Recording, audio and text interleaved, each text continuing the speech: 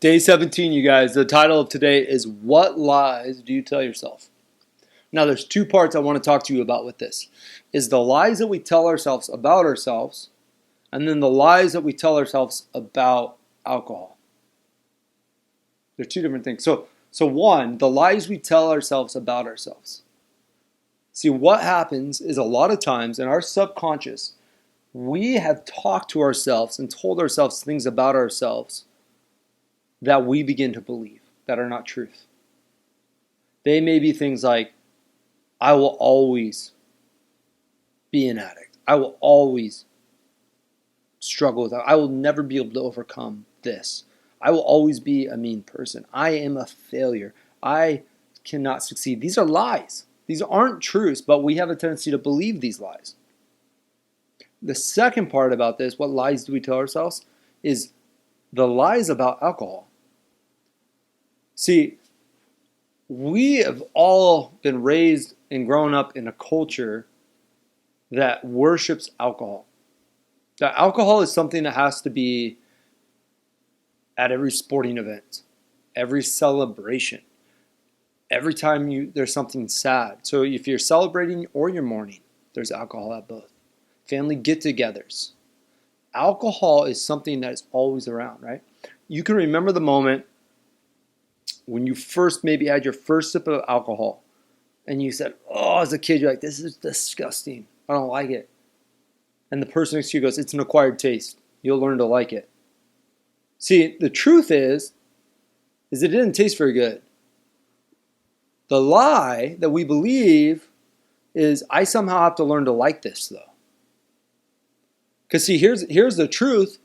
All alcohol really is, it's a poison that has very addictive traits to it that gets all spoofed up with sugar and different things to somewhat taste okay to go down. Now, if we believe that truth, it changes the concept of alcohol. See, if I believe this lie that says I have to have alcohol to be able to celebrate, then every time I go to a celebration, I go to a wedding, I go to an event, I'm not going to feel like I can celebrate because I don't have alcohol. Now, if I can replace that lie with a truth, the truth being, I never needed alcohol to celebrate. I am who I am inside of me, and I can celebrate with the best of them without alcohol. Now, if I could believe that truth, all of a sudden I could walk into any environment, any place, and celebrate right along with people. But I can celebrate in a completely more freeing way than anybody around me drinking is. See, for me, I believed the lie for a really long time that I had to have, I didn't like to dance unless I had alcohol. And then for years later, I began to think about this, and I go, no, I actually really like to dance. I do.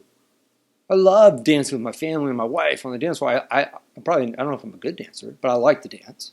But I believed that I had to have alcohol in my system to dance. So when I began to change the belief and go, that's a lie. Truth is I like to dance, I'm going to dance. Now, I go to a wedding, I'm dancing. I'm having fun. I'm not thinking, man, I wish I could drink so I could dance and enjoy. I'm going, man, I'm glad I'm not drinking because I love to just dance. And look at the person that's drunk over there falling down. They're not going to remember anything, and I'm going to remember every moment of this, and I love it. But see, here's the reality, you guys. If we always in the back of our mind, in our subconscious, begin to believe the lies about alcohol, we're always going to feel like we're missing out on something. We have to change the lies and replace them with truth. So there's a PDF in this email that basically says lie, truth. Lie of alcohol, truth of alcohol. Lie of alcohol, truth of alcohol, all kind of broken down. But what I want you to do, if you haven't opened that already, don't do it quite yet. I want you to write down, what are some of the lies that you believe about alcohol? Write them down, write as many as you can down. And what are the lies that you believe and you tell yourself about yourself?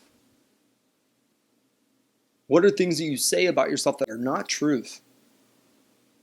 I want you to write these things down. And we've done this before, but I want you to get quiet again, and I want you to go, what is the truth? So take one lie. A lie that I believed for a long time. I had a lot of shame in my life. So one of the lies that I really believed was I can never be used again, and I can never have a voice again, and I can never speak to the world again because I screwed up too big, too much. I believed that. At the core of me, I believed that. So what I would do is, in this situation, I would take that lie. I go, man, this is what I believe right now. I'd write it down. I'd get quiet, and I go, what is the truth? I know that's not, but I believe it still. I know it's not, but I believe it. I know it's not, but I believe it. But what's the truth right now? And I would sit, and I'd listen, and then right there, right across from it, begin to write the truth out.